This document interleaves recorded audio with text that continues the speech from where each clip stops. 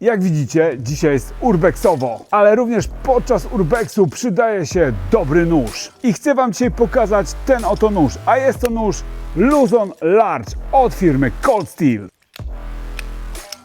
Luzon został zaprojektowany przez znanego knife makera Mike'a Wallace'a. Ten nóż ma głownię typu clip point, wykonaną ze stali 8CR13 MOV. Długość głowni tego noża to ponad 15 cm.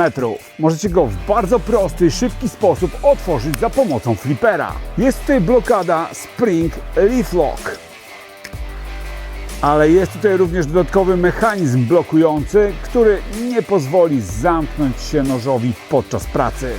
Rękojeść tego noża wykonana jest z tworzywa GFN, a jest to nylon zbrojony włóknem szklanym. Luzon świetnie sprawdzi się jako duży nóż EDC, czyli Everyday Carry. No i oczywiście kupicie go w militaria.pl.